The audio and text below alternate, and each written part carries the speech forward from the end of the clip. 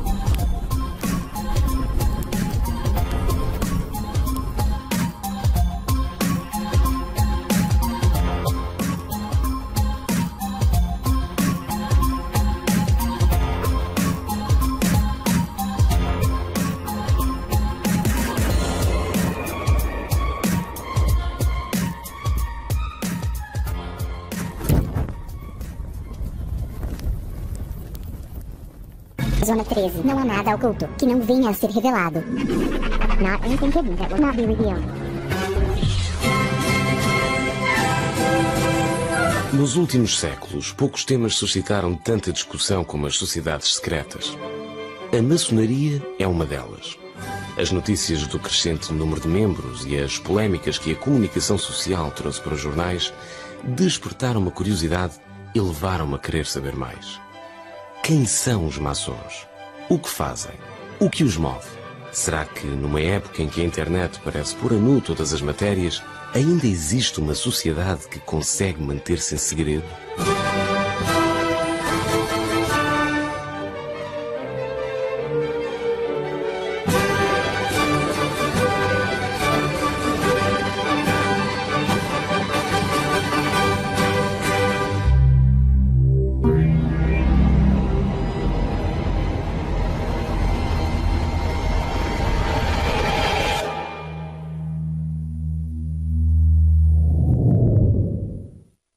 O que é maçonaria? Como nós dizemos hoje, tal como acontecia no século XVIII, a maçonaria é um grupo de homens e mulheres livres que se predispõem em reuniões a discutir tudo. Quando digo tudo, sem limitações de dogmas, de limitações religiosas, políticas ou quaisquer outras. Mas se eu quisesse explicar o que é a maçonaria, em termos muito simples, diria que esta sociedade de pessoas de bem, de homens livres e de bons costumes, como nós nos consideramos, visa exatamente esta possibilidade de nos aperfeiçoarmos, de dialogarmos uns com os outros, independentemente e para acima das diferenças que nos podem separar no plano religioso, no plano político, no plano ideológico.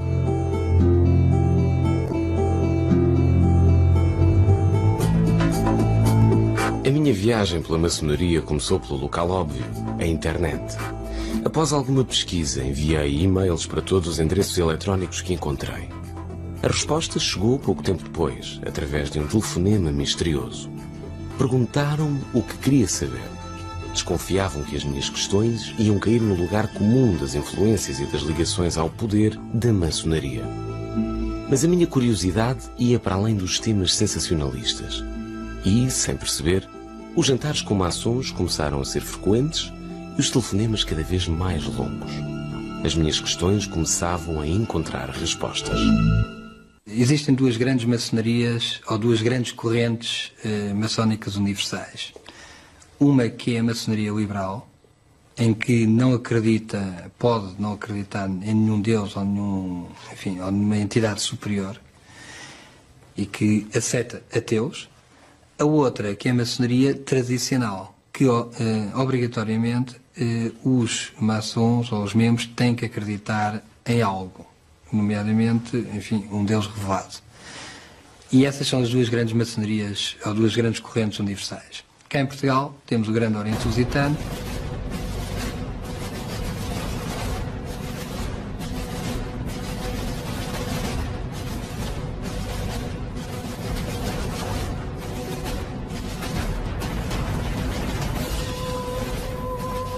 O Grande Oriente Lusitano é a mais antiga obediência maçônica portuguesa, fundada em 1802. Desde a fundação que a sua história está intimamente ligada à do país. Algumas das grandes mudanças que Portugal conheceu nos séculos 19 e 20 tiveram uma forte influência da ação da maçonaria. A Revolução Liberal de 1820. Em 1867, a abolição da pena de morte. Em 1910, a implantação da República. O Palácio Maçônico, como é designado, alberga também o Museu Maçônico Português, considerado um dos melhores da Europa na sua especialidade, que está aberto ao público de segunda a sexta-feira, das 14h30 às 17h30.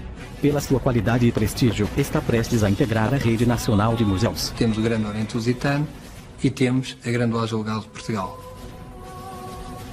A Grande Loja Legal de Portugal /GLRP é uma obediência maçônica regular portuguesa. É reconhecida pela Grande Loja Unida de Inglaterra e pela maioria das obediências maçônicas que com esta mantém mútuo reconhecimento, o que corresponde à esmagadora maioria das obediências da maçonaria regular a nível mundial.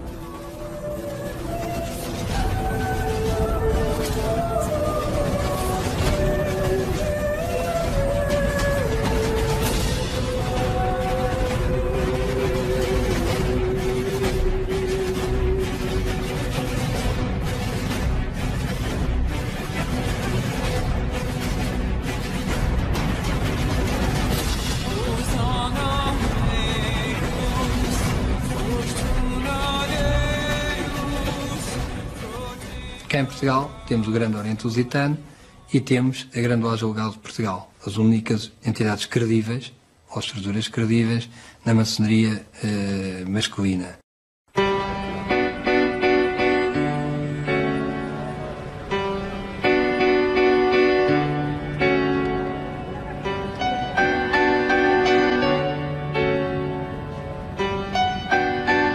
Depois de várias conversas, a minha viagem seguiu um novo rumo.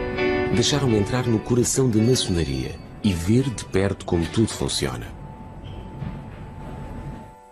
Os maçons agrupam-se em lojas, sendo que uma loja não é um espaço físico, uma loja é um grupo de maçons que se reúnem em determinado local. Os maçons, para constituir uma loja, têm de ter 7 mestres, no mínimo. A tradição portuguesa é que as lojas com 50, 60, 70 pessoas partem em 2 e constituem-se novas lojas. Não é assim noutros países em que podemos ter lojas com 300, 400 pessoas. Essas lojas agrupam-se no que são chamadas obediências. E, portanto, uma obediência é um conjunto de lojas de um determinado país. Hoje, esta jurisdição dessa obediência é circunscrita a um território, a um país. No passado, isso não era assim. Por exemplo, o Grande Oriente Lusitano Unido chegou a ter lojas na Roménia, na Turquia, nos Estados Unidos, na Grécia, em vários países de todo o mundo, tal como outras lojas ou outros grandes orientes existentes pela Europa. O Grande Oriente Lusitano foi fundado em 1802, mas a sua época áurea, podemos dizer, coincide com o princípio do século XX e estende-se até ao final da Primeira República. A Grande Loja Feminina de Portugal, GLFP, é uma obediência maçónica feminina que existe em Portugal desde 1977. É uma obediência que está representada no CLIMAF, que é o Centro de Ligação das Maçonarias Femininas, e é uma obediência iniciática, uma ordem iniciática, onde mulheres procuram um determinado caminho. A maçonaria não se cria de um dia para o outro porque há um grupo de mulheres interessadas, vai-se lá e cria-se, não é assim? Para que exista uma loja maçónica é necessário que haja mulheres desses países interessadas, que elas sejam iniciadas e que façam o seu trabalho durante 2, 3, 4, 5 anos para que a loja já tenha consistência própria e possa, portanto, tornar-se autónoma. A Ordem Internacional de Memphis Mizraim, ou do Rito Antigo e Primitivo Memphis Mizraim, é uma ordem que assenta em 3 áreas distintas da maçonaria. A primeira, que é a maçonaria simbólica, que vai do 1º ao 3º grau. A maçonaria filosófica, que vai do 4º ao 33º. E essas 2 grandes áreas são semelhantes a um dos ritos mais praticados em todo o mundo, que é o rito escocês antigo e aceite. A partir daí, a partir do 34º até ao 99º, nós temos 99 graus no Memphis Mizraim, é chamada a maçonaria hermética ou oculta, que só o Memphis Mizraim possui. Há inúmeros documentos com informação disponível sobre a maçonaria. Encontrei livros, sites, jornais, documentários e fotografias que pareciam abrir uma estrada de livre acesso ao interior da organização.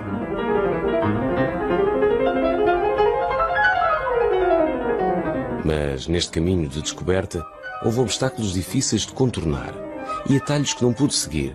Várias vezes perguntei, porquê tanto secretismo?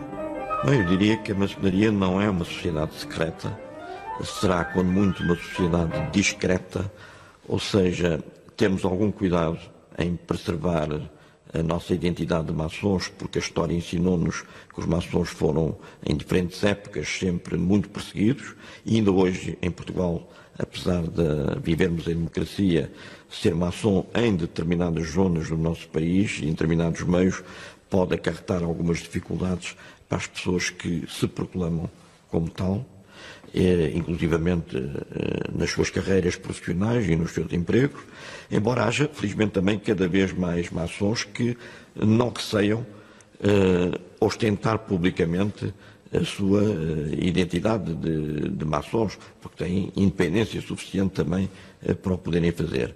Nós entendemos que a maçonaria deve permanecer secreta e não discreta. What the fuck? Diria que a maçonaria não é uma sociedade secreta, será quando muito uma sociedade discreta, sociedade discreta. Nós entendemos que a maçonaria deve permanecer secreta e não discreta, e não discreta, e não discreta. Será quando muito uma sociedade discreta, sociedade discreta, e não discreta, sociedade discreta, e não discreta. Ah, agora eu entendi! Agora eu saquei! Agora todas as peças se encaixaram! Mas nós entendemos que a maçonaria deve estar fechada. Não porque praticamos qualquer ato ilícito, nada disso. Não. Não há ali nem influências, tráfico de influências. Não. Nem influências, tráfico de influências. Não há ali jogos de poder ou de influência política ou económica. Não. Mas entendemos que a verdadeira maçonaria deve permanecer secreta. Será quando muito uma sociedade discreta e não discreta. O secretismo que se diz que há na maçonaria não é tão secreto. A única coisa, como disse há pouco, que é secreta é eu não poder revelar quem é o outro maçom. Nós entendemos que a maçonaria deve permanecer secreta e não discreta. O secretismo que se diz que há na maçonaria não é tão secreto. A única coisa, como disse há pouco, que é secreta é eu não poder revelar quem é o outro maçom. E não é por mim, é por ele, para o defender. Eu respeito muito as pessoas que não querem revelar e têm todo o direito de o fazer. Como dizia há tempos o Dr. Mário Soares, é uma questão constitucional. Nós não somos obrigados a revelar as nossas opções filosóficas, políticas, quaisquer que sejam. E, nesse sentido, acho que deve haver uma questão de privacidade. Mesmo se dentro da maçonaria houver rituais satanistas luciferianos, Claro, ninguém tem nada a ver se eu gosto de beber sangue humano, ou se há uma agenda global a ser implementada no mundo através da maçonaria. Vocês maçons gostam desta frase, não é? Às vezes, para se conhecer a verdadeira luz, é preciso antes passar pela mais profunda escuridão, escrito pelo maçom André Victor. Uma última pergunta. Eu li num artigo do Times, alguns anos atrás, um comentário seu sobre uma organização, e agora já saiu até no Wall Street Journal e outros jornais, e essa organização é o Bohemian Grove, e nos anos de 1996, quando você foi conselheiro de Clinton, os republicanos até criticavam o Bohemian Grove, e você disse que não ficaria andando no meio das árvores nu como eles fazem lá. O que isso significa?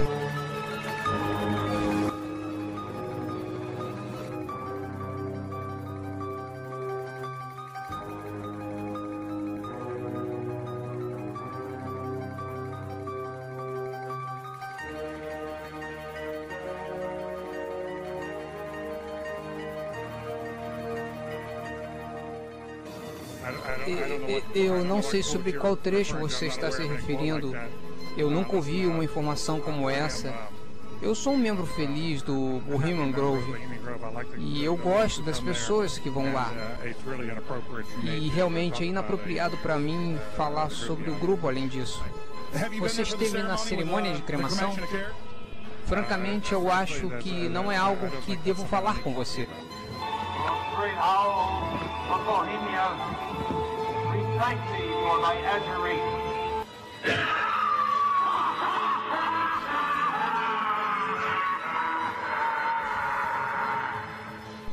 Você esteve na cerimônia de cremação? Sinceramente, eu acho que não é algo que devo falar com você. Eu sou Alex Jones, filmei você lá no ano 2000 e depois expôs o vídeo em rede nacional de TV. Bem, então eu desrespeito por isso. Autoridades públicas estão indo lá e nós não merecemos saber? E não é por mim, é por ele, para o defender. Eu respeito muito as pessoas que não querem revelar, e têm todo o direito de o fazer. Como dizia há tempos o Dr. Mário Soares, é uma questão constitucional. Nós não somos obrigados a revelar as nossas opções filosóficas, políticas, quaisquer que sejam. Autoridades públicas estão indo lá e nós não merecemos saber? Muito as pessoas que não querem revelar, e têm todo o direito de o fazer. Como dizia há tempos o Dr. Mário Soares, é uma questão constitucional. Nós não somos obrigados a revelar as nossas opções filosóficas, políticas, quaisquer que sejam. De fazer. Como dizia há tempos o Dr. Mário Soares, é uma questão constitucional. Nós não somos obrigados a revelar as nossas opções filosóficas, políticas, quaisquer que sejam. Como dizia há tempos Mário Soares, é uma questão constitucional. Nós não somos obrigados a revelar as nossas opções filosóficas, políticas.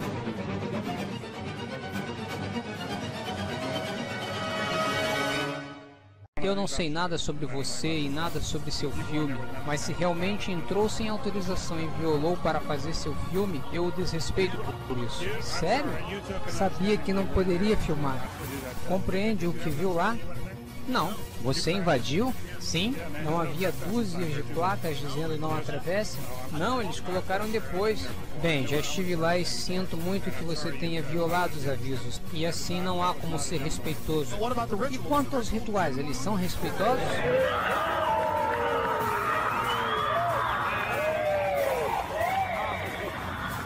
Senhor, eu não devo satisfações a você. Isso se chama armadilha jornalística e eu o desrespeito por isso. Você estava no ritual? Isso não é da sua maldita conta. Estava no ritual? Isso não é da sua maldita conta.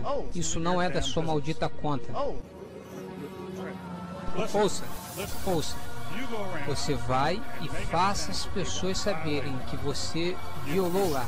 Você faz emboscada para as pessoas na rua, e isso é inapropriado para um jornalista, mas se quer praticar, tudo bem, mas não espere que eu o respeite por isso. Você pode ser um americano livre como qualquer outro, mas se quer ser descivilizado, é problema seu. Agora, não espere respeito de nós por isso. Ninguém fala de política lá. Tentamos ser gentis. Tentamos ser gentis. Tentamos ser gentis. Quem são os gentis? Os gentios eram todos os povos que não eram judeus. Um judeu não devia casar com um gentio, porque os gentios não adoravam a Elohim, o dono da criação do céu e da terra. Estes gentios não obedeciam à lei de Moisés, lei dada para ser cumprida antes e depois da vinda do grande e único rei, nosso Messias, filho prefeito do Criador Todo-Poderoso, o primeiro e último, o que se chama Ilial. Antigamente, um gentio podia se converter ao judaísmo. As escrituras têm vários exemplos de gentios tementes a Deus. No caso de hoje temos muito que não o temem, mas isso terá um preço a ser pago um dia, preço esse que eles pagam nesta primeira vida e na segunda. Veja o canal interessante, lá você pode ver como os gentios sofrem com as blasfemias. Os gentios são quem segue o paganismo, o que não é civilizado, o que adora a idolatria, o beberram. Entra em tudo aquilo que vai contra a lei do nosso Criador Elohim. Como qualquer outro, mas se quer ser descivilizado é problema seu. Agora, não espere respeito de nós por isso. Ninguém fala de política lá. Tentamos ser gentis, mas obviamente você não pertence a essa classe. Aranhas tecelãs não entram ali? Yeah! 3 vezes.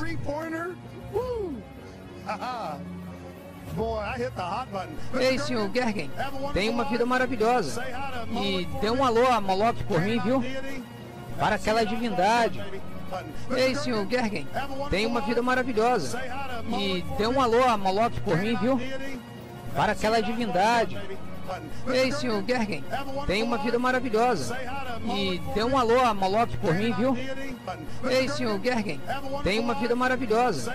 E dê um alô a Moloch por mim, viu? Para aquela divindade. Há muito tempo a mídia independente vem falando sobre as terríveis aberrações que a elite pratica em oculto. Dentre delas, no Bohemian Grove, é citado que existem sacrifícios a Moloch. E o último e-mail de Hillary Clinton, descoberto pelo Wikileaks, comprova isso. Há séculos, o Bohemian Grove recebe toda a elite americana nos fins de ano para se reunirem em rituais ocultos e, inclusive, é citado sacrifícios humanos. Aqui uma rara foto que comprova essa prática ocultista satânica de magia negra. Mas o que vem a público agora é um e-mail enviado a Hillary Clinton que cita a seguinte frase: com os dedos cruzados e o velho pé de coelho retirado da caixa do sótão, eu irei sacrificar uma galinha no meu quintal dos fundos para Moloch.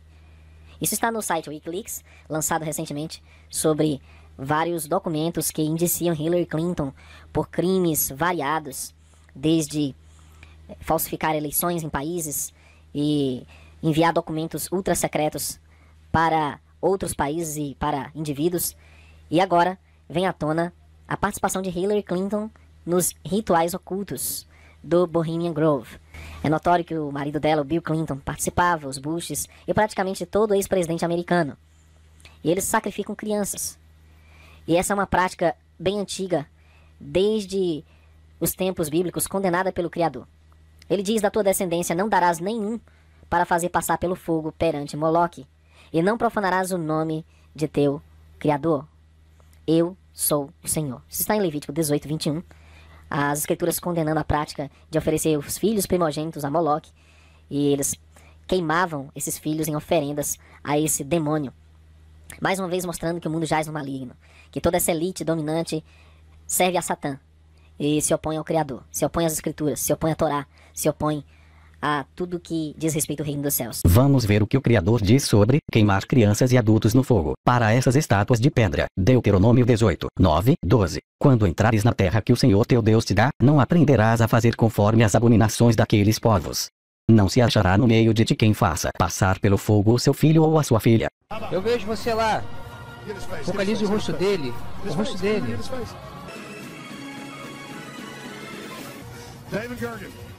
David Gergen disse que nós é quem estávamos irados? Havia um dia pacífico hoje, mas havia muitas pessoas com raiva lá fora. Pessoas muito raivosas. Você estava no ritual? Isso não é da sua maldita conta. Isso não é da sua maldita conta. Apenas olhe para ele, pois seu rosto tem muitos segredos. Ele tem muita história para contar. Cada qual deve ter o direito às suas opções e a reserva dessas opções. Os membros da maçonaria, ao entrarem para a estrutura maçónica, adotam um outro nome, o nome de um familiar, o nome de uma personagem histórica, um político, alguém que admirem, e é o nome que funcionam internamente. Isso também foi muito útil nos períodos de ilegalização, já que fazia alguma confusão, por exemplo, à polícia política, portanto, no período da ditadura, fazia muita confusão ouvir, por exemplo, o Viriato a discutir com o Vasco da Gama. Portanto, mas era assim que constavam das atas e, portanto, teve também essa utilidade. Hoje há a tradição que nos obriga a uma certa descrição. Não lhe chamo secretismo, não lhe chamo secretismo. Nós entendemos que a maçonaria deve permanecer secreta e não discreta. Não lhe chamo secretismo. Nós entendemos que a maçonaria deve permanecer secreta e não discreta.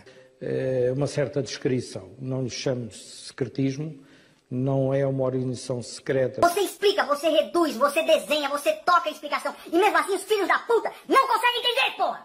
Mas é uma organização discreta. E também é verdade que os mais antigos nos lembram sempre que o homem é um ser capaz das melhores coisas e das piores coisas.